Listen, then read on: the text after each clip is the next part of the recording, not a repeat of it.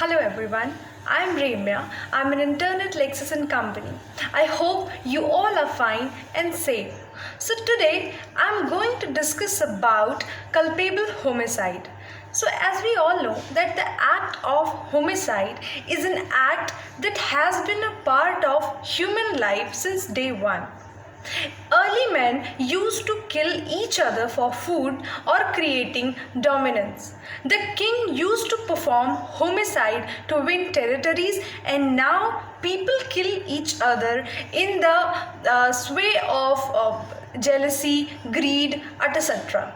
In India, homicide is divided into two forms. Culpable homicide, which is given in section 299 of Indian Penal Code, and culpable homicide amounting to murder, which is given in section 300 of Indian Penal Code.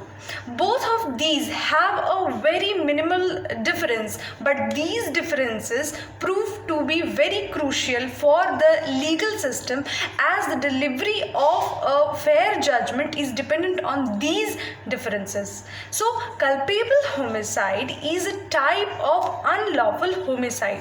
Laws regarding culpable homicide are enriched in the Indian Penal Code 1862, according to which there are two types of culpable homicide. So the first one is culpable homicide not amounting to murder, which is given in section 299 of IPC. So it can be simply referred to as the culpable homicide. This comes under the preview of section 299 of the Indian Penal Code 1862, which states that an act done with the intention of causing death or causing such bodily injury which is likely to cause death, or having the knowledge that he can likely by his act cause death, he will be committing the offense of culpable homicide. Now, after bifurcating the definition, we get three conditions which have to be fulfilled to attract section 299 of Indian Penal Code. So these are the intention of causing death. The second one is the intention of causing such bodily injury as is likely to cause death. The third one is with the knowledge that he is likely by such an act to cause death. Now let's take an example. A, not knowing that D has a tumor in his brain, hits him hard on the head with a cricket bat with the intention of causing death, or with the knowledge that death is likely to be caused. D dies because of the bursting of the tumor. A is liable for culpable homicide not amounting to murder.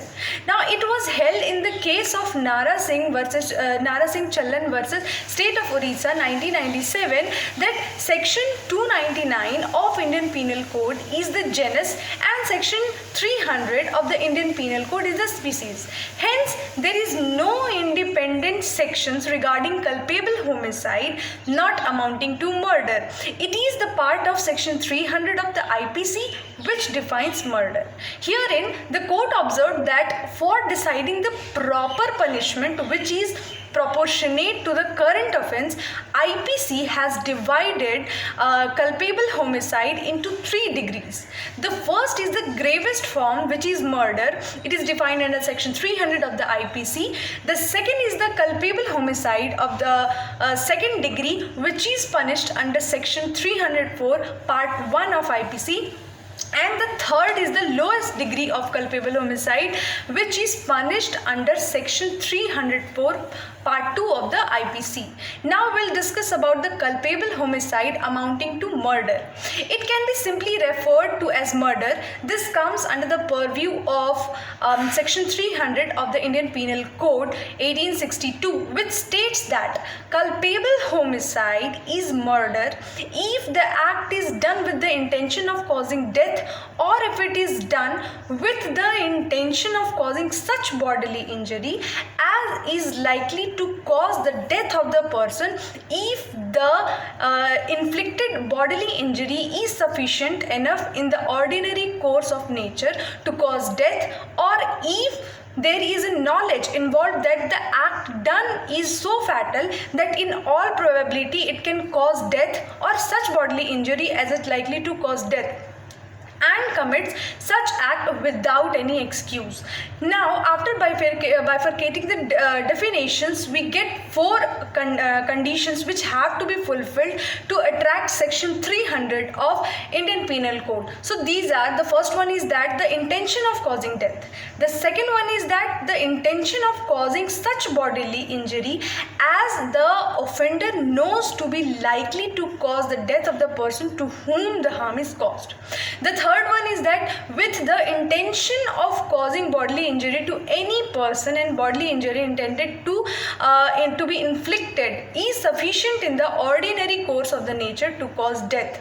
The last one is that the person committing the act knows that it is so imminently dangerous that it must in all probability cause death or such bodily injury as is likely to cause death, and commits such act without any excuse for incurring the risk of causing death or such injury as aforesaid.